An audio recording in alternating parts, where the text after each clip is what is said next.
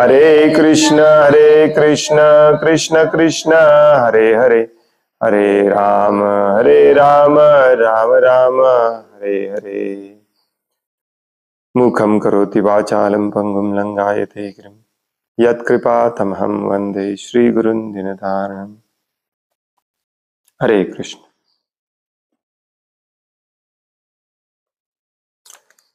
श्रीमद्भागवतम स्कंध तिसरा, अध्याय 25 भक्तिमय सेवेचे महात्म्य, श्लोक नंबर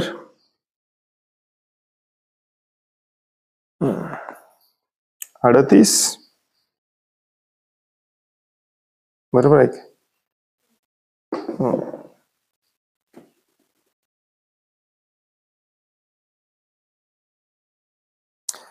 न कर्हि चिन्मत्परः शान्तरूपे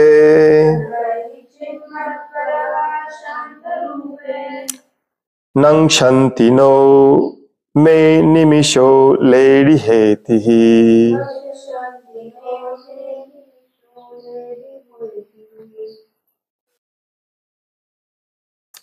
येषामहं प्रिय आत्मा सुतश्च सखा गुरुः सुहृदो दैवमिष्टम्। न कर्हि चिन्मत्परः शान्तरूपे नङ्क्षन्ति नो मे निमिषो लेडिहेति।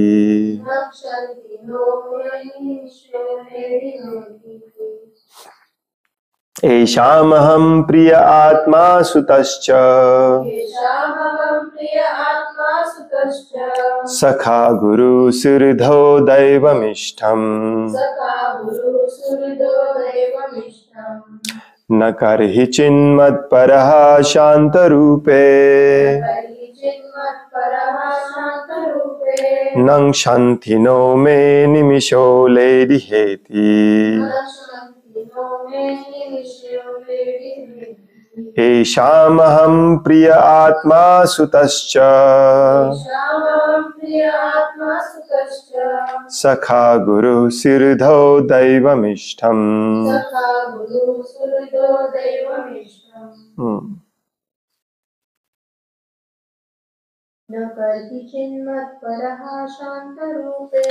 न कर्हि चिन्मत्परः शान्तरूपे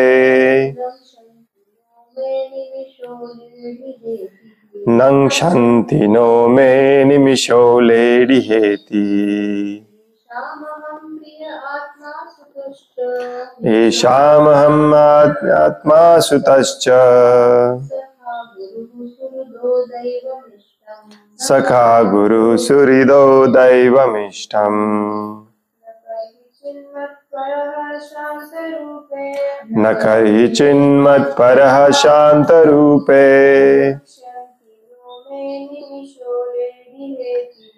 नङ्क्षन्ति नो मे निमिषो लेडिहेतिः।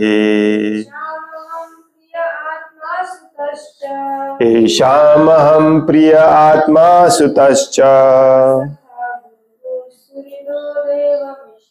सखा गुरुः सुहृदो दैवमिष्टम्। न कर्हि चिन्मत्परः शान्तरूपे नङ्क्षन्ति नो मे निमिषो लेडिहेतिः। येषामहम् आत्मा सुतश्च सखा गुरु सुहृदो दैवमिष्टम्। न कधीही नाही, कर्हि चेत कधीच, मत्परा माझे भक्त, शांत रूपे हे प्रिय माते, नंक्षन्ति नष्ट होईल, न नाही, मे माझे, अनिमिषः काळ लेढी नष्ट करतो. हेतिही शस्त्र येशाम ज्यांचे अहम मी प्रियः प्रिय आत्मा स्वतः सूतः पुत्र च आणि सखा मित्र गुरुः गुरु सुहृदः हितैषी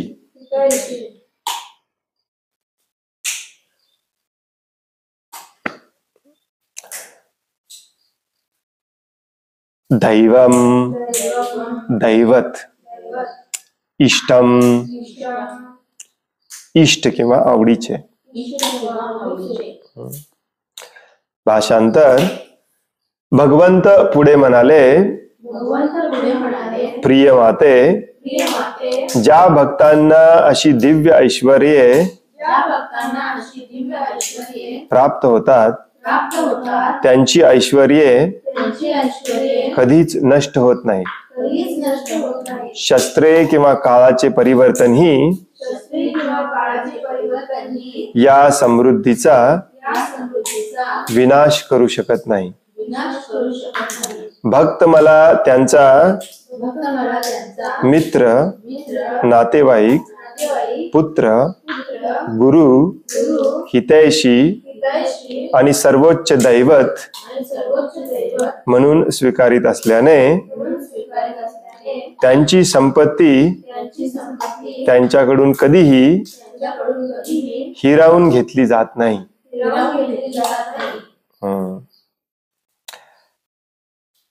कालच्या श्लोकामध्ये आपण वाचलं की भक्ताला या कशाचीच अपेक्षा नसते, अगदी भगवत धामाची देखील इच्छा नसते, तरीही भगवंत म्हणतात की ते त्याला आपोआपच मिळतं. It's like a side effect. आणि मग आजच्या या श्लोकामध्ये पुढे ते म्हणतात की प्रिय माते, भक्तांना अशी दिव्य ऐश्वर्ये प्राप्त होतात त्यांची ऐश्वर्ये कधीच नष्ट होत नाही. ज्या भक्तांना अशी दिव्य ऐश्वर्ये प्राप्त होतात त्यांची ऐश्वर्ये कधीच नष्ट होत नाहीत. शस्त्रे किंवा काळाचे परिवर्तन ही या समृद्धीचा विनाश करू शकत नाही. भक्त मला त्यांचा मित्र, नातेवाईक, पुत्र, गुरु, हितैषी आणि सर्वोच्च दैवत म्हणून स्वीकारित असल्याने त्यांची संपत्ती त्यांच्याकडून कधीही हिरावून घेतली जात नाही. प्रभुपादांनी खूप मोठा तात्पर्य दिलेला आहे. आपण तात्पर्य डायरेक्टली वाचायला घेऊया. तात्पर्य श्रील प्रभुपादांद्वारे भगवद्गीतेमध्ये म्हटले आहे की मनुष्य आपल्या पुण्यकर्मांच्या बळावर अगदी ब्रह्मलोकासह कोणत्याही उच्चतर ग्रहामध्ये प्रविष्ट होण्याइतपत प्रगती करू शकतो. परंतु पुण्यकर्मांचा प्रभाव क्षीण झाल्यानंतर तो पुन्हा या पृथ्वीवर परतून येतो आणि नव्याने कर्म करण्यासाठी जन्म घेतो. अशा प्रकारे प्रदीर्घ आयुष्य आणि अधिक सुखाचा उपभोग घेण्यासाठी मनुष्याने उच्चतर ग्रहलोकामध्ये जरी प्रवेश केला तरी ती काही शाश्वत स्थिती नाही. तथापि भक्तांविषयी मात्र त्यांना लाभलेली समृद्धी कंसात प्रभुपाद लिहितात, समृद्धी म्हणजे काय? भक्तिमय सेवेची प्राप्ती आणि त्यायोगे लाभणारे वैकुंठातील ऐश्वर्य व या ग्रहावरील ही ऐश्वर्य कधीच नष्ट होत नाही.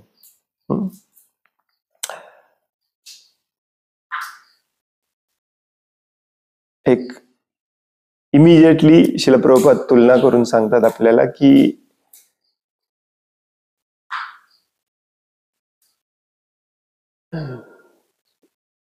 थोडसे इकडे घ्या.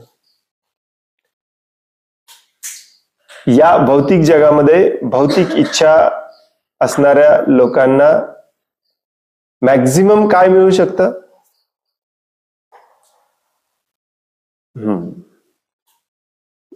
मॅक्झिमम त्यांना काय मिळू शकतं? ब्रह्मलोकातलं जन्म, ब्रह्मलोक किंवा सत्यलोक ज्याला म्हणतात तिथला जन्म. तसं काल पण आपण वाचत होतो की त्याला का श्रेष्ठ मानलं जातं? कारण तिथं आयुष्यच एवढं मोठं असतं. आणि ह्या उच्चतर ग्रहलोकांमध्ये स्वर्ग, जनलोक, तपलोक महरलोक, गंधर्वलोक आणि मॅक्झिमम ब्रह्मलोक या उच्चतर ग्रहलोकांमध्ये जन्म आपल्याला कशामुळे मिळतो? त्या त्या प्रमाणामध्ये पुण्यकर्म केल्यामुळे मिळतो. आणि पुण्यकर्म हे आपले बँक बॅलन्स सारखं असतं. एखादा माणूस भरपूर कष्ट करून पुण्यकर्म करतो आणि मग ते पुण्यकर्माचा साठा घेऊन तो व्हेकेशनला जातो, सुट्टी घेतो. सुट्टीवरती भरपूर ऐश करतो आणि पुन्हा जेव्हा पैसे संपतील, बँक बॅलन्स संपेल, तेव्हा पुन्हा कामाला यावं लागतं. तर हे थोडस तुम्हाला विचित्र वाटत असेल, हा काय प्रकार सांगा लागलेत प्रभूजी. परंतु बरेचसे अमेरिकन, रशियन, हे जे पाश्चात्य देशातले लोक असेच करतात. कधी तुम्हाला आश्चर्य वाटले की हे लोक मायापूर, वृंदावन मध्ये येऊन इतके दिवस कसे काय राहतात? ना काम ना धंदा, पैसा कुठून आणतात एवढा? यांची ती ही एक गोष्ट पाश्चात्य देशामध्ये मी बघितलेली आहे, जी चांगली नाही आहे, परंतु थोड्याफार प्रमाणात चांगली आहे, की त्यांना असं साठवून ठेवायची जास्त इच्छा नसते. साठवतात, खर्च करतात, साठवतात, खर्च करतात. पैसे संपले की पुन्हा कामाला जातात, पुन्हा पैसे मिळाले की पुन्हा ऐश चैनी करायला बाहेर पडतात. तर हे या भौतिक जगामध्येच, या उच्चतर ग्रह लोकांमध्ये सुख जे शोधत असतात, स्वर्ग लोकामध्ये अगदी ब्रह्मलोकापर्यंत, एकतर तिथे जायला भरपूर पुण्यकर्म करावं लागतं आणि तिथे तेवढेच दिवस राहायची आपल्याला परवानगी असते जितके दिवस आपल्या पुण्यकर्माचा साठा आहे, जेवढा बँक बॅलन्स आहे. तो एकदा संपला की पुन्हा या पृथ्वीवरती पुन्हा जन्म घ्यावा लागतं. पुन्हा जन्म आला की पुन्हा मृत्यू आला, आजारपण आलं, म्हातारपण आलं, हे चक्र मग थांबत नाही. ब्रह्मलोकापासून ते पाताळ लोकापर्यंत कुठेही जन्म घ्या. याच्या तुलनेमध्ये भक्ताला जे मिळतं ते मात्र कधीच त्याच्याकडून काढून घेतलं जात नाही. ते शाश्वत रूपामध्ये त्याच्याकडेच राहतं. आणि म्हणून प्रभुपाद कोटेशन मध्ये सांगतात की काय मिळतं भक्ताला? भक्ताला जी समृद्धी मिळालेली असते, जे ऐश्वर्य मिळालेलं असतं, ते पुन्हा त्याच्याकडून हिरावून घेतलं जात नाही, कायमचं त्याच्या सोबत राहतं, कधीच नष्ट होत नाही. पहिली गोष्ट सगळ्यात महत्वाची मिळालेली असते भक्ताला, ती म्हणजे भगवंतांची सेवा, भक्तिमय सेवेची प्राप्ती. आणि दुसरी गोष्ट म्हणजे वैकुंठामध्ये जे काही ऐश्वर्य लाभतं, भगवंतांचा भक्त म्हणजे तो ऐश्वर्यवान असलाच पाहिजे. प्रभुपाद नेहमी म्हणायचे की एखादा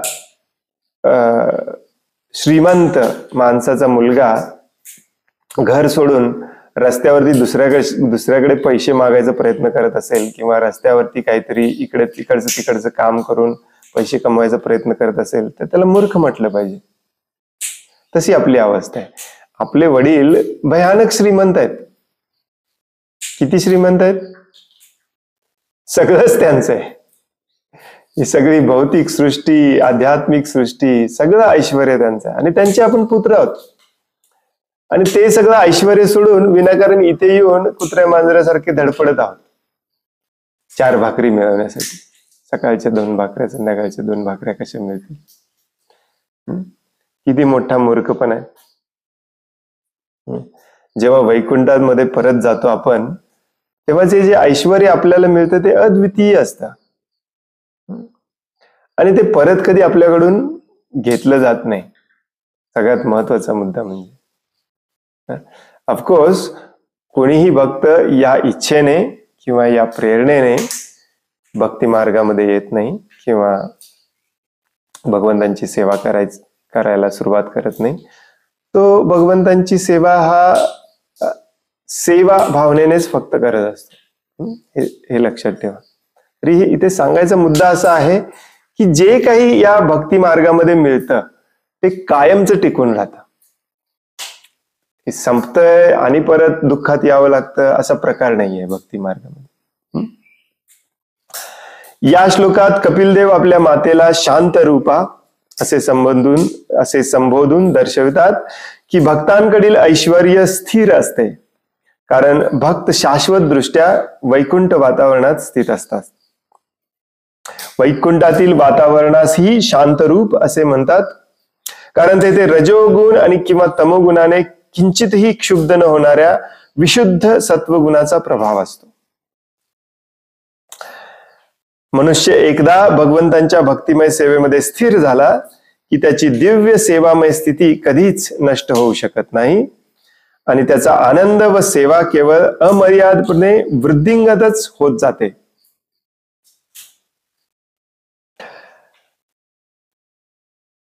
कृष्ण भावना भवित भक्तांसाठी वैकुंठाच्या वातावरणात काळाचा प्रभाव नसतो. भौतिक जगतामध्ये काळाचा प्रभाव सर्व काही नष्ट करतो, पण वैकुंठाच्या वातावरणामध्ये काळाचा किंवा देवतांचाही प्रभाव चालत नाही, कारण वैकुंठ लोकांमध्ये देवतांचे अस्तित्वच नाही. Interesting point. पहिला मुद्दा म्हणजे आपण 1 by 1 चर्चा करूया. शांत रूपा. भगवंत आपल्या मातेला शांत रूपा म्हणतात. हे शांत रूपे. शांत हा शब्द अत्यंत महत्वाचा आहे. जर आपण शांतच नसो तर समाधानी सुखी कधीच असणार नाही. मग कितीही ऐश्वर्य मिळो या जगामध्ये. आणि म्हणूनच बरेचसे लोक जातात, स्वर्ग लोकात राहतात, पुन्हा इथे परत येतात. कंटिन्युअसली चालू आहे. भगवद्गीतेमध्ये हे जिथे सांगितलेलं आहे, ब्रह्माजींचं आयुष्य, हा ब्रह्मभुवना लोको, हे 3-4 श्लोक एकत्र आहेत. तिथे भगवंत हे पण सांगतात की हे कंटिन्युअस ये जा चालू आहे. या ग्रहावर जन्म घे, तिथून परत इथे ये. आता बरेच लोकांच्या मनामध्ये प्रश्न पडलेला असतो की प्रभूजी, आपण या जन्मामध्ये जर सुधारलो नाही तर आपला जन्म पुन्हा याच कलियुगामध्ये परत होणार का? शक्यता आहे. किंवा आपण थोड्याफार प्रमाणात जर सुधारलेलो असलो तर कदाचित दुसऱ्या ग्रहावरती, जिथे वेगळाच दुसऱ्या ग्रहावरती किंवा दुसऱ्या ब्रह्मांडावरती जिथे वेगळाच युग सुरू आहे, तिथे आपला जन्म होईल चांगल्या परिस्थितीमध्ये. आणि कदाचित आपण आसुरी प्रवृत्तीचे असलो तर अशा ग्रहावरती जन्म होईल जिथे कलियुग ऑलरेडी अजून खूप पुढे गेलेलं आहे. शिक्षा मिळाली पाहिजे.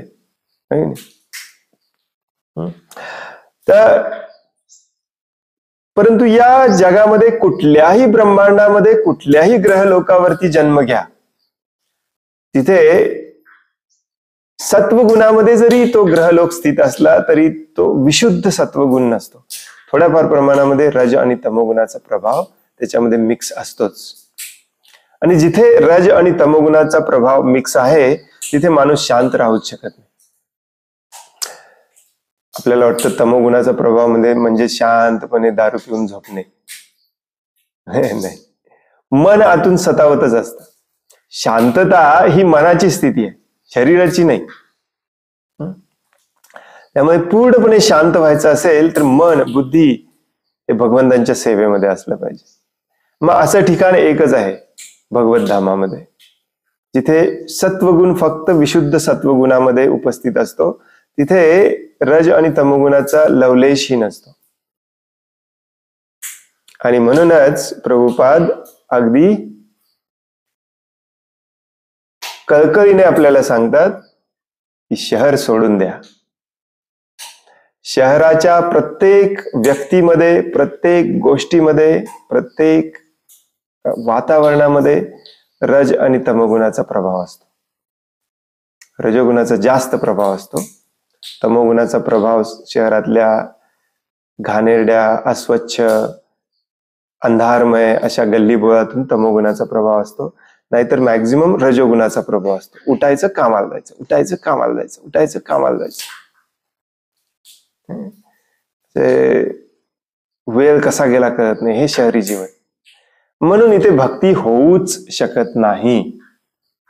बऱ्याच लोकांना आश्चर्य वाटतंय, तुम्ही असं एवढ्या स्ट्रॉंगली, एवढ्या कॉन्फिडेंटली कसं काय बोलू शकता? येस, कारण जिथे रजोगुण आणि तमोगुणाचा प्रभाव आहे तिथे तुम्ही सत्वगुणात पण येऊ शकत नाही. भक्ती खूप लांबची गोष्ट आहे. प्रभुपाद 16व्या अध्यायामध्ये शेवटच्या श्लोकामध्ये श्रील प्रभुपाद म्हणतात भगवद्गीतेच्या की या जीवनामध्ये कमीत कमी आपण सत्वगुणामध्ये यायचा प्रयत्न केला पाहिजे. भक्त व्हायची लांबची गोष्ट. आणि म्हणून आता दुसरा मुद्दा जो आपण वाचला, या जगातल्या कुठल्याही ग्रहलोकावरती जेलर्स, मॅनेजर्स नेमावे लागतात, ज्यांनाच देवी देवता म्हटलं जातं. कारण इथे विशुद्ध सत्वगुण नाही, त्यामुळे प्रत्येक जण आपापल्या स्वार्थाने, द्वेषाने, मत्सराने वागणार. मग त्यांच्यावरती कंट्रोल ठेवायला पाहिजे. हे तुरुंग आहे, हे जेल आहे. जेल मधल्या लोकांवरती असंच सोडून दिलं, कोणाचा कंट्रोलच नाही, तर सगळ्याचीच अंधाधुंदपणे विल्हेवाट लावून टाकतील. जे आपण सध्या समाजामध्ये पाहतोय, हो की नाही? पोलीस व्यवस्था नसेल, सरकार नसेल, काही नियम बंधनं नसतील, तर लोक वागतील का चांगली? तसंच आहे या संपूर्ण ब्रह्मांडाचं देखील. या भौतिक जगामध्ये आपल्याला सजा भोगतण्यासाठी पाठवलेला आहे. आणि मग इथे जेलर आहेत, निरनिराळे डिपार्टमेंट्स आहेत, ते डिपार्टमेंट्स मॅनेज करणारे निरनिराळे देवी देवता आहेत. परंतु आध्यात्मिक जगामध्ये विशुद्ध सत्वगुण असल्यामुळे, कोणीही कोणाचा द्वेष वैर न करत असल्यामुळे, तिथे प्रत्येक गोष्ट प्रेमाचीच असते. प्रेम, प्रत्येक क्षणाक्षणाला तुम्हाला प्रेमाशिवाय तिथे दुसरं काही दिसत नाही. मग तिथे देवी देवतांची, मॅनेजर लोकांची काहीच गरज नाही. आपण कम्युनिटी देखील अशीच निर्माण केली पाहिजे, श्रील प्रभुपाद सांगतात.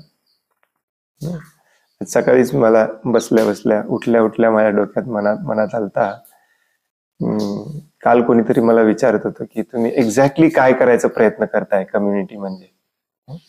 त्याला मला असं सांगावंसं वाटलं की आम्ही कम्युनिटी तयार करत नाहीये, आम्ही सोसायटी पण तयार करत नाहीये, आम्ही ऍक्च्युली पुन्हा एकदा प्रेम तयार करतोय. हे प्रेम नसेल, प्रेमाचे संबंध नसतील, तर कुठलीच कम्युनिटी, कुठलीच सोसायटी टिकू शकत नाही. आणि ते विशुद्ध प्रेम फक्त भगवत धामात आहे. आणि म्हणून तिथे देवी देवतांची गरज नाही, कुठल्या कंट्रोलरची गरज नाही, ट्रॅफिक पोलीसची गरजच नाही. कारण तिथे प्रत्येक व्यक्ती आपल्यापेक्षा दुसऱ्या व्यक्तीचा आधी विचार करतो. त्यामुळे तो ट्रॅफिकचे रूल कधी मोडणार नाही, दुसऱ्याचं कधी हिसकावून घेणार नाही. तर अशा वातावरणामध्ये राहायला कुणाला आवडणार नाही. आणि म्हणून त्याला शांत रूप म्हटलं जातं, जिथे कधी गडबड गोंधळ नाही, तिरस्कार नाही, क्रोध नाही, वाईट शब्द नाहीत. आणि शेवटचा मुद्दा जो आपण आता वाचला त्याच्यातला म्हणजे तिथे काळच नाही. हे थोडं समजायला थोडंसं अवघड जातं की नाही. इथे या जगामध्ये सगळं काही काळाने कंट्रोल केलं असतं. आपण दुसऱ्या स्कंदामध्ये ऑलरेडी वाचलं की भगवंत जेव्हा भौतिक जग निर्माण करतात तेव्हा पहिल्यांदा काळ निर्माण करतात. येस, भगवंतच निर्माण करतात. भगवंत काळ निर्माण करतात, 8 प्रकारच्या शक्ती निर्माण करतात, मग बाकीचं सगळं निर्माण करायला निर्माता ब्रह्मदेवांकडे सोपवतात. परंतु प्रथम निर्मिती भगवंतच करतात. त्यामुळे खऱ्या अर्थाने भगवंतच निर्माता आहेत, ब्रह्मदेव पण म्हणतात. आणि हा काळ जो असतो तो इथे असावाच लागतो, कारण काळामुळेच आपल्याला सुख आणि दुःख समजतं. काल नसेल तर कालबद्दल शोक करत कसं बसणार आपण? काल मला याने शिवी दिली होती, काळ असला पाहिजे. काळ असल्याशिवाय त्याची जाणीवच होत नाही आपल्याला. उद्या मी अशा प्रकारे असं कमवणार, असं मिळवणार, हे काळामुळे शक्य आहे. मग हा काळ तिथे नाहीच आहे. आता हे समजायला बऱ्याच जणांना अवघड जातं. काळ तिथे नाहीच आहे, मग मी भगवंतांची सेवा केली, सेवा करत आहे, सेवा करतोय, हे कसं करणार? सुखासाठी पण काळ पाहिजे, नुसतं दुःखासाठी काळ नसतो. हे समजावून घ्यायला खूप अवघड आहे. प्रभुपाद आपले आचार्य समजावून सांगतात की काळ असतो, परंतु तो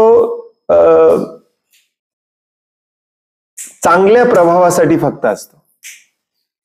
आता हे कसं समजावून घ्यायचं, तर प्रभुपाद समजावून सांगतात की भगवत धामामध्ये तुम्हाला असं वाटलं की भगवंतांचे पाय चेपण्यामध्ये आपल्याला आनंद मिळतोय आणि हा आनंद कधीच संपला नसला पाहिजे, कायमचं करू शकता तुम्ही. There is no limit.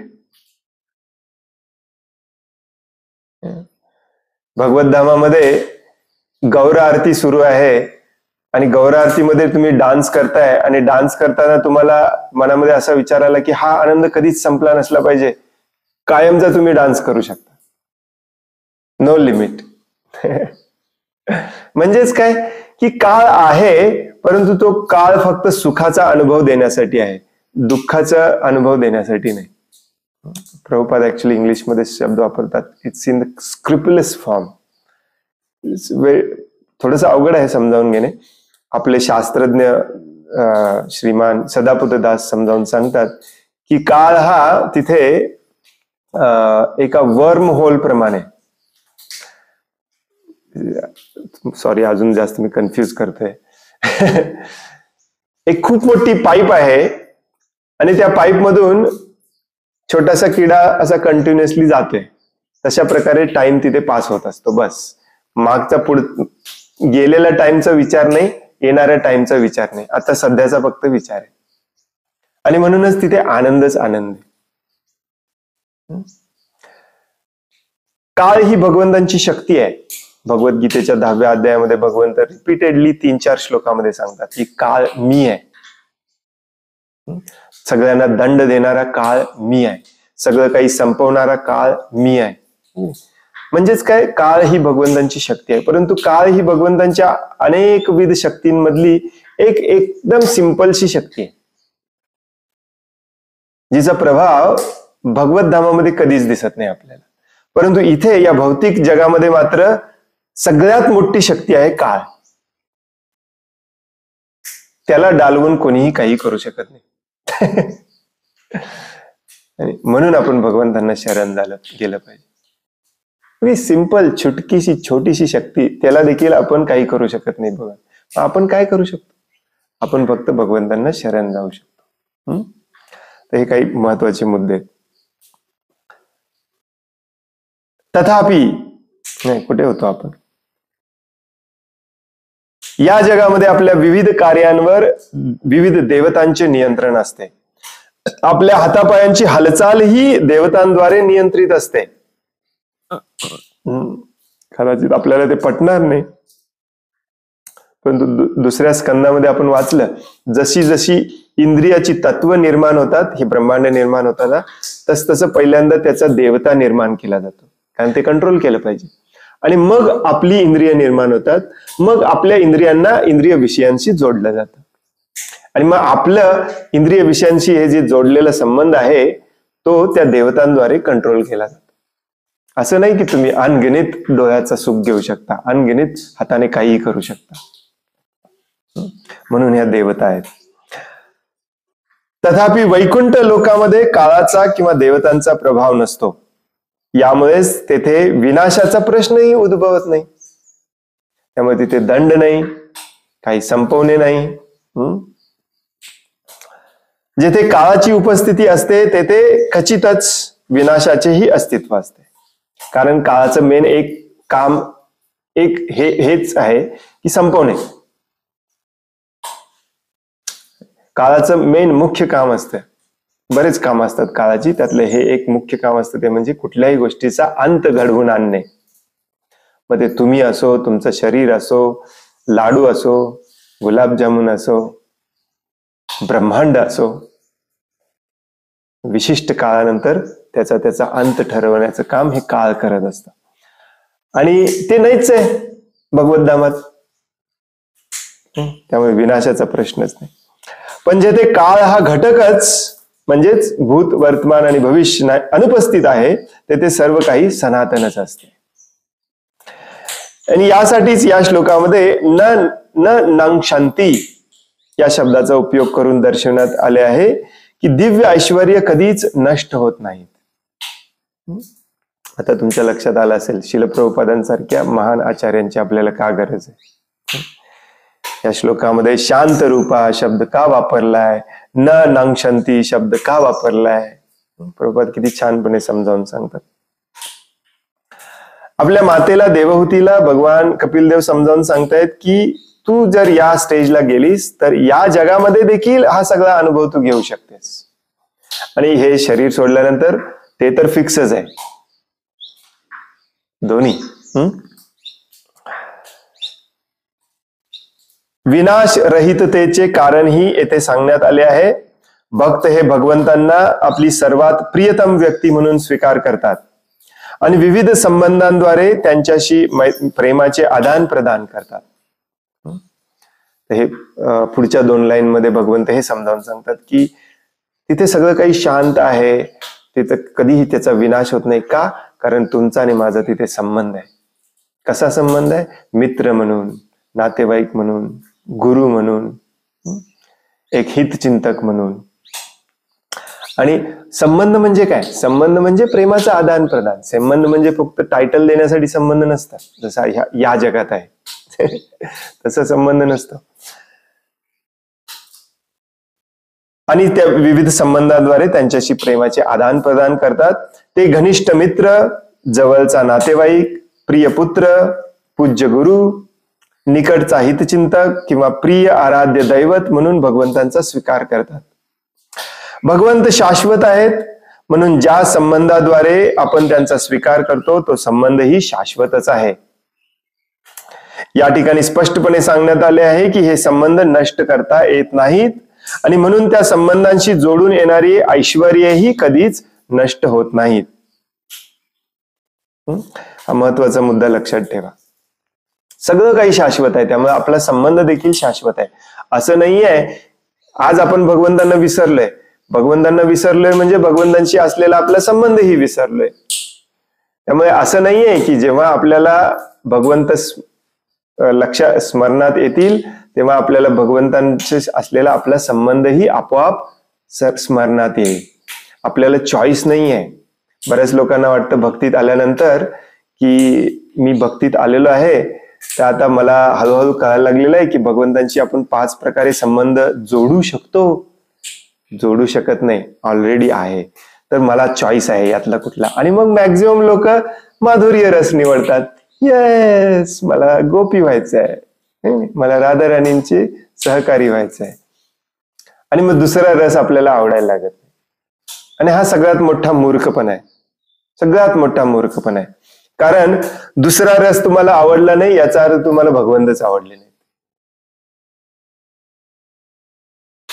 परवाच आपण वाचत होतो की अनादि अनंत काळासाठी शाश्वतरित्या सनातन कधीही न बदलता भगवंतांच्या चरण कमलावरचा धुळीचा एक कण देखील व्हायची आपली तयारी असली पाहिजे. नाही? ऐ नंद तनुजा किंकरा पतितां मां विषमे भवाम्बुधौ कृपया तव पाद पंकज सितधूली सदृशिम विचिंतया. याला शांत रस म्हणतात. आणि याच्यामध्ये देखील तेवढाच आनंद आपल्याला मिळण्याची शाश्वती असली पाहिजे जेवढा गोप गोपी होण्यामध्ये आहे. मग खऱ्या अर्थाने आपण भगवंतांना शरण गेलो. आणि हे तुम्हाला चॉईस नाही आहे, ते फक्त आपल्याला आठवतं. जे विसरलंय ते आठवतं बस. मग काही भक्त लोक म्हणतात यस प्रभूजी मला आठवा लागले, मी मागच्या जन्मामध्ये मंजिरी जी आहे रूप मंजिरी तिची बारकी बहीण होतो किंवा तिचे सहकारी होतो. ज्याला हे भगवंतांचं शी आपलं विस्मरण झालेलं आपलं जे संबंध असतो तो परत आठवतो, तो कधीच दुसऱ्याला सांगत नाही. जो सांगतो तो ढोंग करतोय, एवढं लक्षात ठेवायचं. एनिवे, पुढे जाऊया आपण. तो संबंध कधीही नष्ट करता येत नाही आणि म्हणून त्या संबंधामध्ये जे ऐश्वर्य आहे, भगवंतांनी जे काही आपल्याला प्रेमाच्या आदान प्रदानाने दिलेलं आहे, सॉफिस्टिकेटेड विमान, चढ जवाहीर वगैरे वगैरे, ते देखील कधीही नष्ट होत नाही. ते शाश्वत काळासाठी राहतात. प्रत्येक जीवामध्ये इतरांवर प्रेम करण्याची प्रवृत्ती आहे. आपण पाहतो की एका मनुष्याला जर प्रेम करण्याजोगा इतर कोणी नसेल तर तो सामान्यतः आपले प्रेम कुत्रा अथवा मांजरासारख्या पाळीव प्राण्यावर स्थित करतो. अशा रीतीने प्रत्येक जीवामध्ये असणारी प्रेम करण्याची शाश्वत प्रवृत्ती निवास करण्यासाठी एखाद्या स्थळाचा सदैव शोध करीत असते. या श्लोकावरून आपण हे जाणू शकतो की आपण भगवंतांवर सर्वात जिव्हाळ्याचा प्रियतम विषय मित्र, पुत्र, गुरु किंवा हितचिंतक म्हणून प्रेम करू शकतो. आणि या प्रेमामध्ये कोणतीही फसवणूक होणार नाही व अशा प्रेमास अंतही असणार नाही. या भौतिक जगामध्ये प्रेम संपतं. कसं संपतं? मॅक्झिमम वेळेला ते मृत्यूच्या स्वरूपात संपतं. असं सर्कलमध्ये इकडे टर्न करायचं थोडस. आणि जरी मृत्यूच्या स्वरूपात संपण्याचे दिवस गेले, आता कलियुगामध्ये प्रेम कसं संपतं?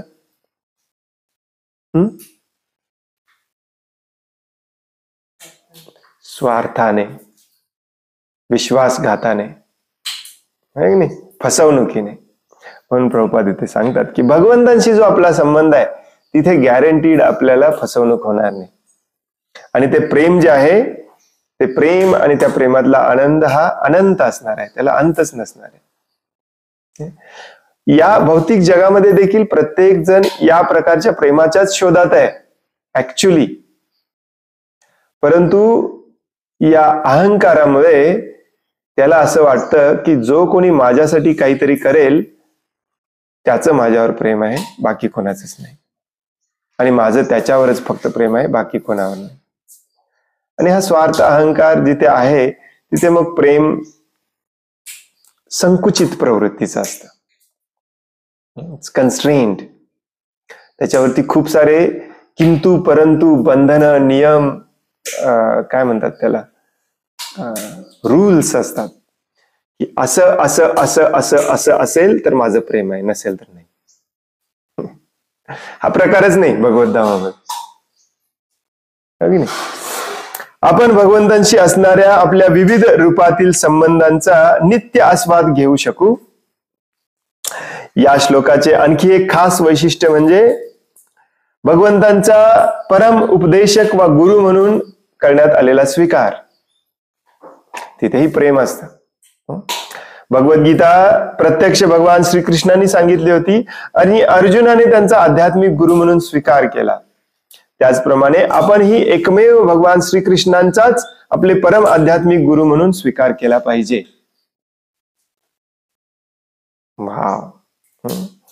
काल प्रभूजींनी प्रश्न विचारलेला की आपल्याला या सध्याच्या स्थितीमध्ये जर असे प्रमाणित गुरु भेटलेच नाहीत तर प्रभुपादांनाच गुरु मानून प्रभुपादांची पुस्तकं वाचून आपण भगवद्धामात जाऊ शकतो का? येस.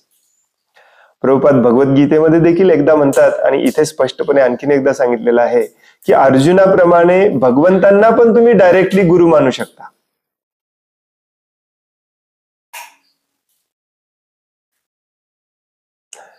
हे थोडस कॉन्ट्राडिक्टरी वाटतं की कारण बऱ्याच ठिकाणी प्रभुपाद म्हणतात की ते शक्य नाही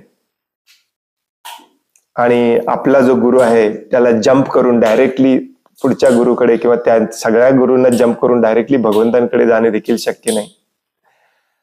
मग याचा अर्थ कसा समजावून घ्यायचा? याचा अर्थ असा आहे की जो कोणी आध्यात्मिक गुरु तुम्ही स्वीकार केलेला आहे या जगामध्ये त्याची शिकवण ही एक्झॅक्टली सेम भगवंतांसमान असली पाहिजे. तर थोडंफार जरी विचलित झाला तरी समजायचं की तुम्ही त्याला रिजेक्ट करू शकता, डायरेक्ट भगवंतांना गुरु मानू शकता. भगवद्गीतेमध्ये म्हणूनच प्रत्येक वाक्यामध्ये प्रभुपाद सांगतात की हे भगवान श्रीकृष्ण स्वतः बोलत आहेत आणि ते फक्त अर्जुनाशी बोलत नाहीत, जो कोणी भगवद्गीता वाचतो त्याच्याशी पण डायरेक्टली स्वतः बोलत आहेत. जेव्हा जेव्हा आपण भगवद्गीतेत वाचतो श्री भगवान उवाच, आपल्याला असं जाणीव झाली पाहिजे की भगवंत मलाच सांगतायत. बऱ्याच जणांना असं जाणीव होते परंतु ती काय म्हणतात भावनेच्या भरामध्ये फक्त ते असं वाटतं. खरी जाणीव कशाला म्हणायचं? खरी जाणीव त्यालाच म्हणायचं की हे भगवंत सांगतायत, ओ माय गॉड, लगेच केलं पाहिजे मला. याला म्हणायचं जाणीव. जेव्हा आपण ते कृतीत उतरतो तेव्हा भगवंत आपल्याशी बोलतात, एक्झॅक्टली बोलतात. आणखीन एकदा वाचतो मी हे वाक्य. त्याचप्रमाणे आपणही एकमेव भगवान श्रीकृष्णांचाच आपले परम आध्यात्मिक गुरु म्हणून स्वीकार केला पाहिजे. म्हणून सकाळचा जो गुरुवाष्टकम असतो तो भगवंतांसाठी पण असतो, फक्त गुरुसाठीच नसतो. श्रीकृष्ण म्हणजे अर्थातच श्रीकृष्ण आणि त्यांचे विश्वासपात्र अंतरंग भक्त. श्रीकृष्ण कधीही एकटे नसतात. आपण जेव्हा श्रीकृष्णांविषयी बोलतो तेव्हा श्रीकृष्ण म्हणजे त्यांचे नाम, त्यांचे रूप, त्यांचे गुण, त्यांचे धाम आणि त्यांचे पार्षद. श्रीकृष्ण कधीही एकटे नसतात, कारण श्रीकृष्णांचे भक्त कधीच निर्विशेषवादी नसतात.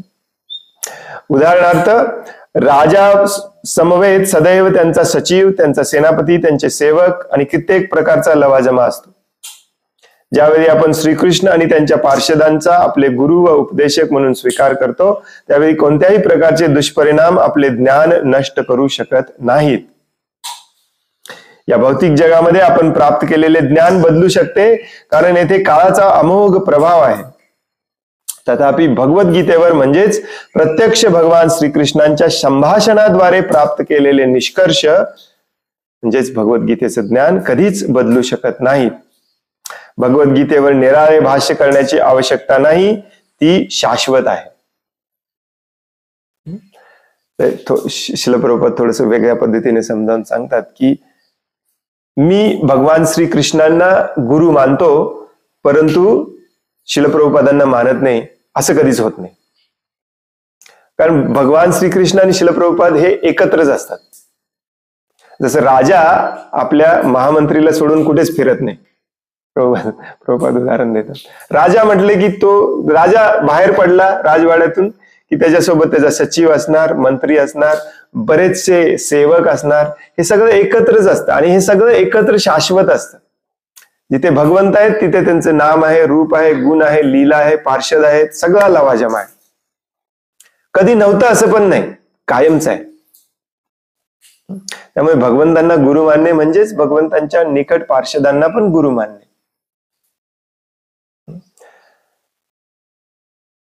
अजून थोडस कन्फ्युजन झालं, हो की नाही?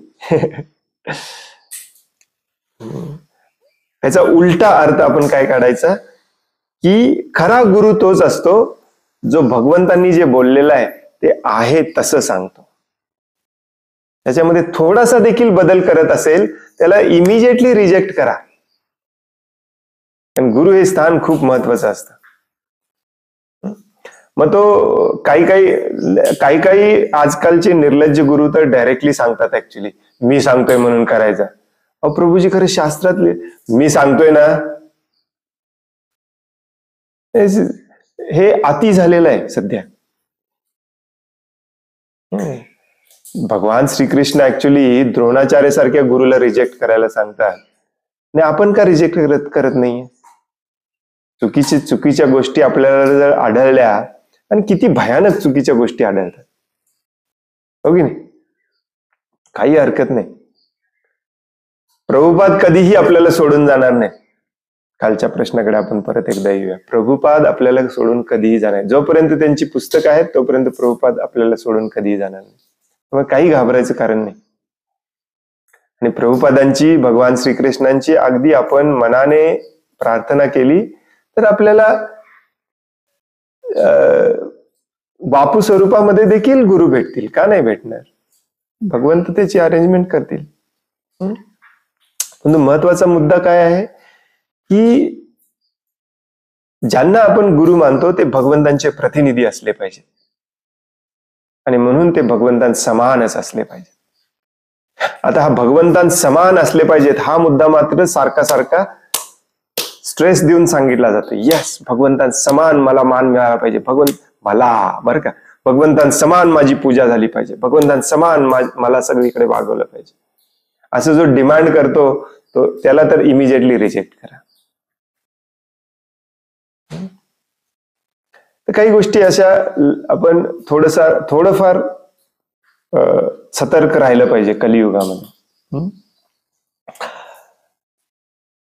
भगवद्गीतेवर निराळे भाष्य करण्याची आवश्यकता नाही, ती शाश्वत आहे. परम भगवान श्रीकृष्णांचा आपण आपले सर्वोत्तम मित्र म्हणून स्वीकार केला पाहिजे.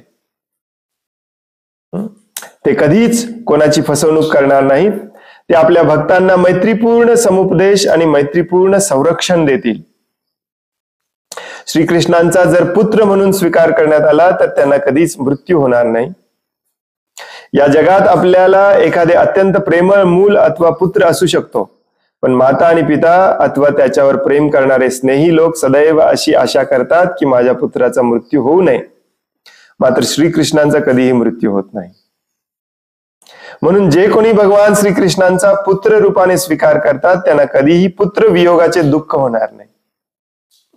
बऱ्याच घटनांमध्ये भक्तांनी श्रीमूर्तींनाच आपला पुत्र म्हणून स्वीकारले आहे.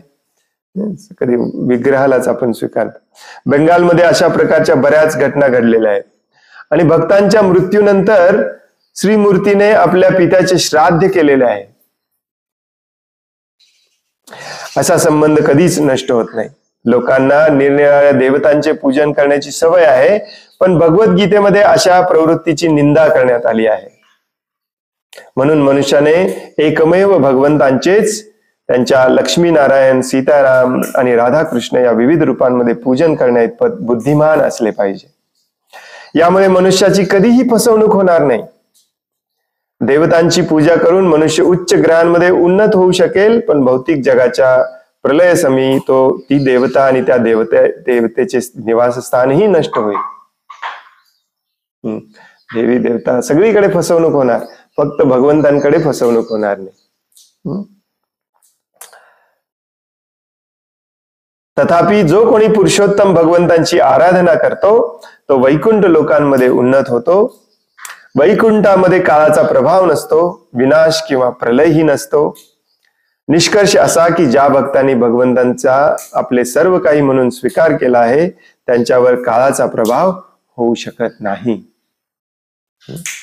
हे थोडस मी फास्ट वाचलो कारण तात्पर्य खूप मोठं आहे.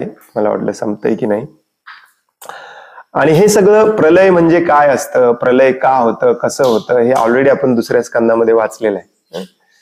देवी देवता सगळे सगळे सगळे नष्ट होतात. ऍक्च्युली देवी देवता प्रलयापर्यंत पण राहत नाही. दोन प्रकारचे प्रलय असतात. थोडस सारांश रूपामध्ये सांगतो. जेव्हा ब्रह्माजी झोपायला जातात तेव्हा एक प्रलय होतो, आणि जे ब्रह्माजींचे दिवस सुरू होते तेव्हा पुन्हा निर्मिती होते. याला सूक्ष्म प्रलय किंवा काय म्हणतात त्याला, छोटासा प्रलय म्हटला जातो. आणि जेव्हा ब्रह्माजींचा मृत्यू होतो, ब्रह्माजींचे 100 वर्ष संपतात, तेव्हा मोठा प्रलय होतो. तेव्हा सगळं काही ब्रह्माजी सहित सगळं काही भगवान विष्णूंच्या शरीरामध्ये सुप्त अवस्थेमध्ये जाऊन राहतं. हे ऑलरेडी आपण बऱ्याचदा याच्यावरती चर्चा केलेली. त्यामुळे जरी कुठल्याही उच्चतम ग्रह लोकांमध्ये ब्रह्माजींची जरी तुम्ही आराधना करून ब्रह्मलोकाची जरी प्राप्ती केली, आणि जरी ब्रह्मलोकामध्ये तुम्ही इतके दिवस राहिला की तिथलं आयुष्य संपायच्या आधीच प्रलय समय होणार असेल, तर ते आयुष्य पण तुम्हाला मिळत नाही. प्रलय होऊन जातं, फिनिश. देवी देवता स्वतःच नष्ट होतात, हो की नाही. प्रत्येक मन्वंतराच्या सुरुवातीला या सगळ्या देवी देवतांना बदललं जातं. ब्रह्माजींच्या काळातच 14 वेळेला देवी देवतांना बदललं जातं. देवी देवता पण शाश्वत नाहीये. म्हणून आपण जे शाश्वत आहे, सनातन आहे, चिरंतन आहे, त्याची अपेक्षा केली पाहिजे, त्याच्यासाठी धडपडलं पाहिजे, तिथे जायचा प्रयत्न केला पाहिजे. कारण तिथेच आपल्याला शाश्वत शांती मिळणार, शाश्वत प्रेम मिळणार, आणि म्हणूनच शाश्वत सनातन सुख मिळणार, आनंद मिळणार. हे गणित आहे. हरे कृष्ण.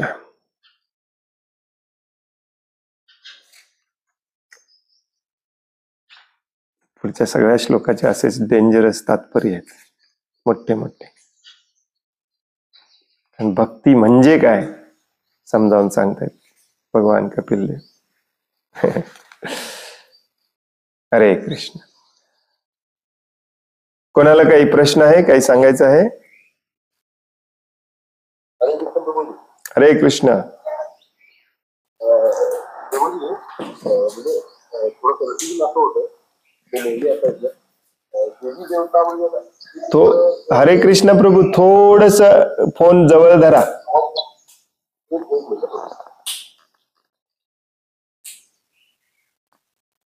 ओप्स, डिस्कनेक्टेड झाली. आउच.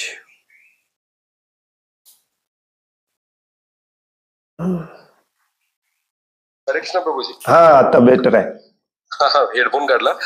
मी हे विचारत होतं की श्रीकृष्ण हे आपले भगवान, म्हणजे भगवान आहेत आपले, तर देवी देवता म्हणजे श्रीकृष्ण सोडून सगळेच देवी देवता म्हणायला पाहिजे का, कसं, म्हणजे काय एक्झॅक्टली? हो, श्रीकृष्ण हे एकमेवा द्वितीय आहेत. श्रीकृष्ण सोडून बाकी सगळे देवी देवता आहेत. बाकी सगळेच म्हणजे सगळेच बदलतात, म्हणजे ब्रह्माजी, शंकर, गणपती हे सगळेच बदलतात. एक शिवजी सोडले तर बाकी सगळे बदलतात. बाकी सगळ्यांना जन्म आणि मृत्यू आहे. एक तेवढं नाही, शिवजींना फक्त नाही, कारण शिवतत्व हे वेगळं असतं. शिवतत्व हे शाश्वत तत्व असतं. त्यामुळे शिवजी जरी देवता असले तरी ते थोडेसे वेगळे आहेत. आणि म्हणून शिवजींचे विस्तार पण असतात, जसे भगवंतांचे विस्तार असतात. भगवंतांची रूप, अनेक रूप असतात. राम, नरसिंह, बलराम वगैरे. हे भगवंतांपासून विस्तार झालेले हे भगवंतांचे विस्तारित रूप असतात. शक्ती म्हणा किंवा विस्तार म्हणा. तसं शिवजींना पण कॅपेबिलिटी असते शिवजींचे. म्हणून बघा, आपल्याकडे बरेच शिवजींचे वेगवेगळे विस्तारित रूपाचे पण मंदिरे मिळतात. केदारनाथ, भैरव, आदिशंकर, बघ नाही, सिद्धेश्वर, मंगेश्वर, हे सगळे शिवजींचे विस्तारित रूप आहेत. शिवतत्व हे एकच स्पेशल तत्व असतं. बाकी सगळे देवी देवता नॉर्मल आपल्यासारखे जीव असतात. ऍक्च्युली शिवजींना पण बऱ्याच ठिकाणी श्रील प्रभुपाद जीवच म्हणतात. ऍक्च्युली जीवतत्वच आहेत ते, परंतु त्यांचं तत्व थोडंसं वेगळं असतं. पण विष्णू तत्व नसतं. हा डिफरन्स लक्षात ठेवायचा. विष्णू तत्व म्हणजे भगवान श्रीकृष्णांचे विस्तार. राम, नरसिंह, वामन, बलरामजी, विष्णू, सगळे पुरुष अवतार, लीला अवतार, हे सगळे विष्णू तत्वामध्ये येतात. ते सोडून बाकीचे सगळ्यांना म्हटलं जातं जीवतत्व. आणि ह्या जीवतत्वांमध्ये फक्त शिवजी वेगळे आहेत, बाकी सगळे समान आहेत.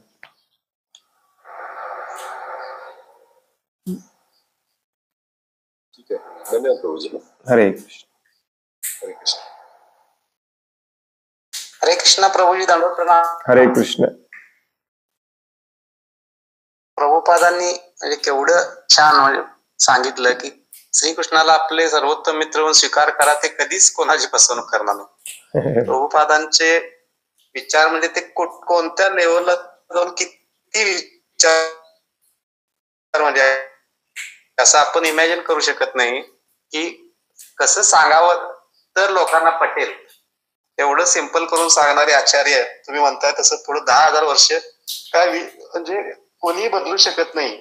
जसं तुम्ही सांगितलं काल, प्रभुपादांची पुस्तकं जोपर्यंत आहेत आणि पुस्तकावर जो श्रद्धा ठेवतोय पूर्ण, त्याचं कधीही पतन होणार नाही. बाकी काही होऊ दे इकडचं तिकडचं जग.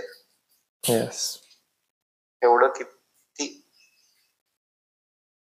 खूप छान तात्पर्य. म्हणजे काय तुम्ही म्हणताय कायम तसं आपलं कधी कधी पुढे कोणी होणार नाही या कलियुगात. तर हरे कृष्ण.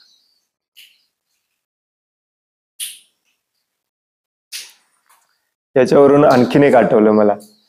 जो कोणी स्वतःला प्रभुपादां समान असल्याचा दावा करतो किंवा डायरेक्टली किंवा इनडायरेक्टली पण करतो, स्वतः डायरेक्टली कधी करणार नाही परंतु इनडायरेक्टली करायचा प्रयत्न करतोय, त्यालाही इमिजिएटली रिजेक्ट करा.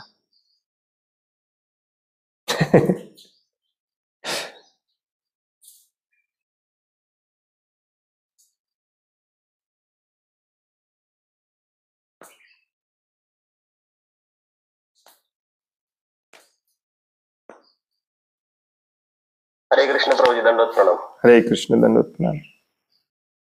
प्रभूजी, तुम्ही सुरुवातीला सांगितलं की प्रभुपाद म्हणले की ऍटलिस्ट तुम्ही सत्वगुणात तरी आलं पाहिजे. तर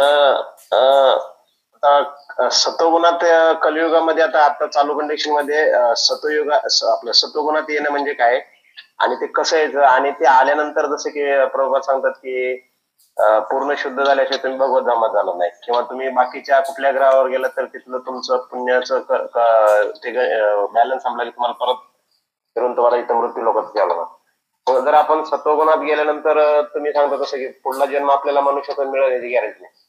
सत्वगुणात आल्यानंतर आपलं पुढचं काय होईल त्याच्याबद्दल सांगा प्रभू. हरे कृष्ण. ही जी सत्वगुणापर्यंत यायची जी प्रक्रिया असते ती वेदांमध्ये, शास्त्रामध्ये वेगवेगळे कर्मकांड करून यायला सांगितलं जातं. तो मार्ग प्रभुपाद सांगत नाहीत ऍक्च्युली, परंतु कोणता मार्ग सांगतात? प्रभुपाद सांगतात विशुद्ध सत्वगुणावरती या. विशुद्ध सत्वगुणाचा अर्थ असतो की जो आपल्यावरती रज आणि तमोगुणाचा प्रभाव आहे तो भगवंतांच्या सेवेमध्ये वापरणे.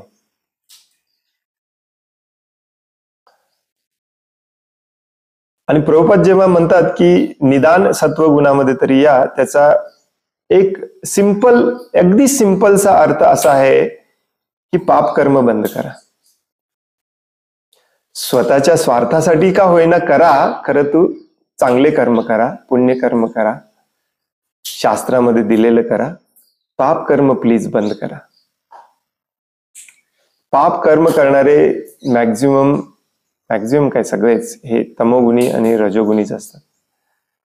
त्यामुळे या जन्मामध्ये, या जगामध्ये निदान आपण पाप कर्म करायला बंद केलं पाहिजे. पाप कर्म बंद केली पाहिजे. ते जर आपल्या हातून घडलं नाही तर पुढच्या जन्मामध्ये इम्पॉसिबल आहे तुम्हाला पुन्हा मानवाचं शरीर मिळणे. आणि ते पापाचा दंड भोगायला पाहिजे. इतकं जे आपण खनन करतो, भूमातेचा अत्याचार करतो, दुसऱ्याचं शोषण करतो, पर्यावरणाचा ऱ्हास करतो, त्याचा दंड तुम्हाला देणार नाही असं थोडीच होणार आहे. 100% त्याचा दंड मिळणार. सत्वगुणामध्ये निदान येणे म्हणजे पाप कर्म बंद करणे. ठीक आहे, तुमची आसक्ती असू दे, अजून या भौतिक जगात राहायची तुमची इच्छा असू दे, निदान दुसऱ्यांना फसवणे, दुसऱ्यांचं शोषण करणे हे बंद केलं पाहिजे. ते केल्याशिवाय आपण पुढचं काहीच समजू शकत नाही. पुढचं समजूच शकत नाही ऍक्च्युली. आणि म्हणून प्रभुपाद सांगतात की निदान स्वतःसाठी, हे वाक्य आहे बघा भगवद्गीतेच्या 3ऱ्या अध्यायाचा जो 14वा श्लोक आहे, कामम वर्षिणी काय, सगळ्यांना अन्नधान्याची गरज असते, त्याच्यासाठी पावसाची गरज असते. अन्नात भवन्ति भूतानि पर्जन्यात अन्न संभव. या श्लोकाच्या तात्पर्याच्या शेवटच्या वाक्यामध्ये शिलप्रभुपाद ऍक्च्युली शिलप्रभुपाद असं कधीच बोलणार नाहीत, परंतु अगदी कळकळीला येऊन शेवटी प्रभुपाद देखील म्हणतात की निदान भौतिक सुखासाठी तरी शेती करायला सुरुवात करा. तुम्ही वाचू शकता आणखीन एकदा जाऊन, तुमच्याकडे भगवद्गीता असेल तर. Very interesting. कारण इतके पापी आहोत सध्या आपण दुर्दैवाने. माझ्याकडे इंग्लिश आहे, इमिजिएटली मी तुम्हाला सांगतो, वाचून दाखवतो. Yajna, specifically the Sankirtan Yajna prescribed for this age, must therefore be performed to save us at least from the scarcity of food supply. उद्या अन्न मिळणार नाहीये तुम्हाला, ते अन्न मिळावं म्हणून तरी हे करा. भौतिक कारणासाठी का असते ना करा. याचा अर्थ काय असतो की आपले आचार्य अगदी कळकळीने सांगतात की या कलियुगामध्ये आपण विशुद्ध सत्वगुणापर्यंत जाणे अत्यंत कठीण आहे. निदान पाप कर्म बंद करून आपण सत्वगुणात तरी आलं पाहिजे. आणि याचा अर्थ असा नसतो की माझा जन्म रजोगुणामध्ये झालाय आणि मी सगळं सोडून मी ब्राह्मणासारखं वागणार. याच प्रभुपाद खूप ठिकाणी वर्णाश्रम समजावून सांगतात. हे व्यवस्थित समजावून घेणं पण खूप गरजेचं आहे. याचा अर्थ असा नसतो की माझा जन्म तमोगुणामध्ये झालाय आणि मी सत्वगुणामध्ये आलं पाहिजे म्हणतात प्रभुपाद, त्यामुळे मी ब्राह्मण व्हायचा प्रयत्न केला पाहिजे. नो, तुम्ही ब्राह्मण कधीच होणार नाही. ब्राह्मण हा गुणांनीच व्हायला लागतो. मग काय करू शकतो आपण? आपला जो रजोगुण आहे, तमोगुण आहे, तो एखाद्या एक्सपर्ट ब्राह्मणाच्या मार्गदर्शनाखाली पाप कर्म बंद कसं करता येईल याचं मार्गदर्शन घेऊन हळूहळू पाप कर्म बंद करत करत भगवंतांच्या सेवेमध्ये आपण कसं वापरू शकतो, हा प्रॅक्टिकल मार्ग आहे. म्हणून प्रभुपादांचा सांगण्याचा अर्थ हा आहे की निदान या जन्मात तुम्ही पाप कर्म बंद करण्याच्या लेवलला तरी आलं पाहिजे. भले तुमचा भौतिक सुखाचा ची आसक्ती नाही गेली तरी चालेल, परंतु दुसऱ्यांना फसवून दुसऱ्यांच्या जीवावर जगण्याची आपली ही जी आता प्रवृत्ती आहे ती बंद झाली पाहिजे. ऍटलिस्ट तेवढं बंद झालं पाहिजे. मग तुम्ही थोड्याफार सत्वगुणामध्ये येता आणि मग तेच भगवंतांसाठी करायला लागला की मग विशुद्ध सत्वगुणामध्ये येतं. ऍक्च्युली तसं खरं समजायला बघायला गेलं तर खूप सोपं आहे समजायला, परंतु आपल्याला ते समजत नाही. कारण आपल्या डोक्यामध्ये असं घुसवलंय ना समाजाने, या शिक्षण व्यवस्थेने, मॅक्झिमम जे आपण आज करतो ते सगळं पाप कर्म आहे, शोषणावर आधारित आहे. परंतु शाळा कॉलेजेसनी आपल्या डोक्यावर आपल्याला संस्कार घातलेत की नाही हे चांगलंच आहे. त्यामुळे आपल्याला ते हे लवकर डोक्यात शिरत नाही ऍक्च्युली.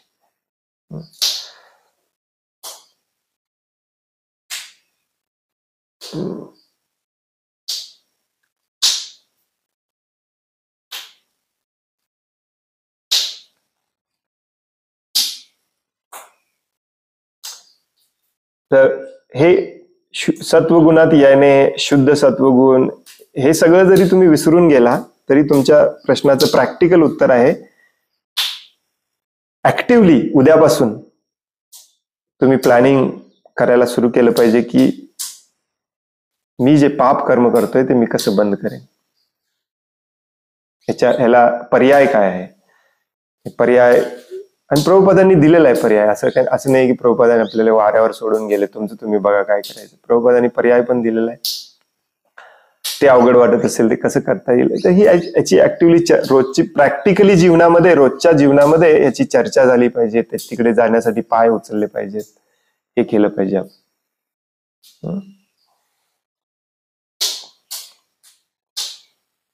हरे कृष्ण.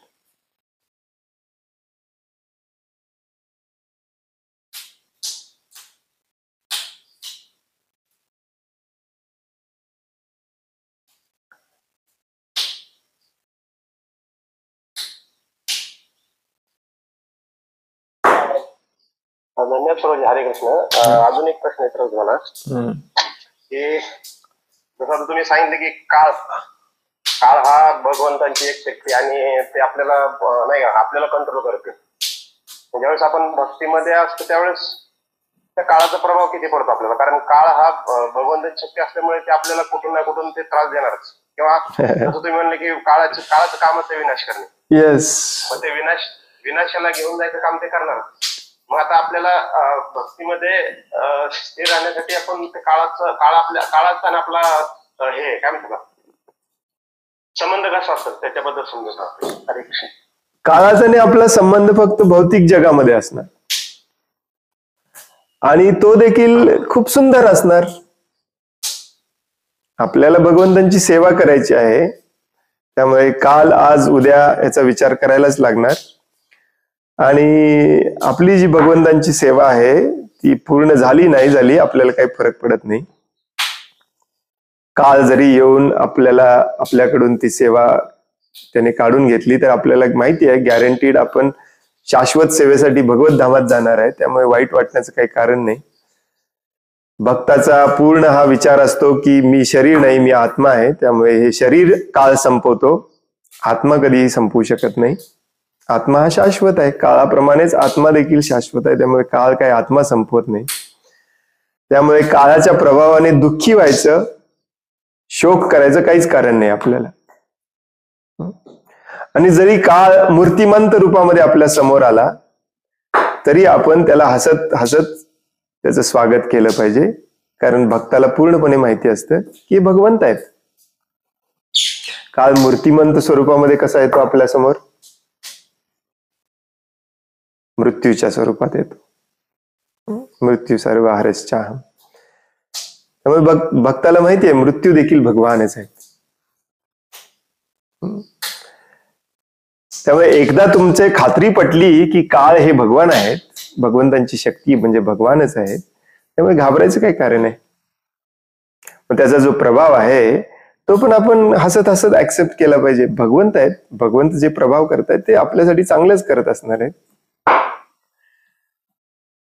हे असले प्रश्न आपल्या डोक्यामध्ये कधी येणार? जेव्हा आपण भगवंतांना शरण गेलेलं नसतो. जेव्हा आपण भगवंतांना पूर्णपणे शरण गेलेला असतो तेव्हा कुठला प्रभाव आणि कुठलं काय, हो की नाही? जेवढं कार्य मला भगवंतांनी या जगामध्ये करायला दिलेलं आहे तेवढं मी केलं. त्याला भगवंतांनीच मदत केली काळाच्या रूपामध्ये. आता भगवंतांचीच इच्छा आहे हे सोडावं मी आणि दुसरीकडे सेवेला जावं. त्यामुळे भक्त हा कधीच काळाने प्रभावित होत नाही. तो या जगात असो आणि आध्यात्मिक जगात तर काळच नाही आहे, त्यामुळे प्रभावाचा प्रश्नच नाही. या जगामध्ये काळाचा प्रभाव जरी वर जाणवत असला तरी भक्तासाठी त्याची काही प्रभाव होत नाही म्हणण्यापेक्षा भक्त तो त्याचा प्रभाव करून घेत नाही. आणि हीच भक्तीची शक्ती असते. बऱ्याच लोकांना चमत्कार एक्सपेक्टेड असतं, अपेक्षित असतं या भौतिक जगामध्ये.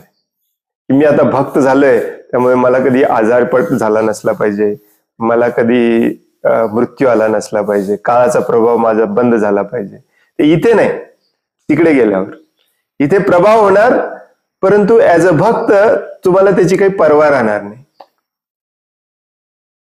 कारण मुळात सगळ्याचा बेस लक्षात ठेवा. सगळ्याचा बेस काय आहे? मी शरीर नाही, मी आत्मा आहे. हे काळाचा प्रभाव शरीरावर असतो, आत्म्यावर थोडाच असतो. आत्मा हे देहिनोस्मिन यथा देह. पॅन्ट आपली झिरझिरीत जाऊन होऊन फाटली, आपल्याला दुसरी पॅन्ट घालायची, बस. जो भक्त असतो तो धीर तत्र न मुह्यती. तो विचलित होत नाही या गोष्टी सगळ्या बघून.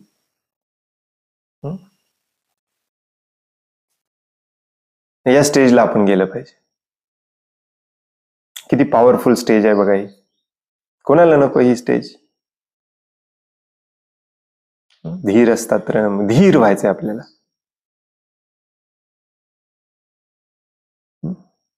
हरे कृष्ण. हरे कृष्ण प्रभूजी, दंडवत प्रणाम. हरे कृष्ण, दंडवत प्रणाम. प्रभुपादांच्या कृपेमुळे प्रभुपादांचे आपण जे शेवटचे व्हिडिओ बघतोय ना, त्याच्यामध्ये त्याचे मूर्तिमंत उदाहरण ठेवून गेलेत प्रभुपाद. शेवटपर्यंत भागवतम सांगायचं त्यांनी सांगितलेलं, म्हणजे कुठेही मला ऍडमिट करायचं नाही ना, मला कुठली औषधं द्यायची नाही. म्हणजे ही सगळी उदाहरणं भगवंतांच्या प्रभुपादांच्या कृपेने आपल्या समोर आहेत, सगळे लाईव्ह. म्हणजे असं सांगितलं लोकांना विश्वास बसत नाही, मला दाखवा म्हणतात. काय दाखवा? तर आपल्याला म्हणजे आपण सांगितलं ना असं होते म्हणतात, ते म्हणतात कुठे दाखवा, तर ते आपण हे दाखवू शकतो व्हिडिओ. हे बघा. कारण आता ते सगळे जे बोगस गुरु आहेत ते मला किती वाचवत आहे. मला सगळ्यात एअर अँब्युलन्स करा, मला इकडं नाही, मला तिकडं नाही, करा, मला जगायचं आहे. हरे कृष्ण. हरे कृष्ण.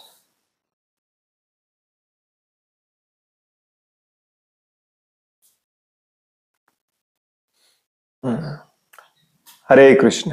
खूप खूप धन्यवाद. वांछा कल्पतरो भयश्च कृपा सिंधुभ्य एव च पतितानां पावनेभ्यो वैष्णवेभ्यो नमो नमः. अनंत कोटि वैष्णव वृंद की जय. वैष्णव ठाकुर शिल प्रभुपाद की जय. ग्रंथराज श्रीमद् भागवतम की जय. हरे कृष्ण. हरे कृष्ण, दंडवत प्रणाम. हरे कृष्ण प्रभू, दंडवत प्रणाम.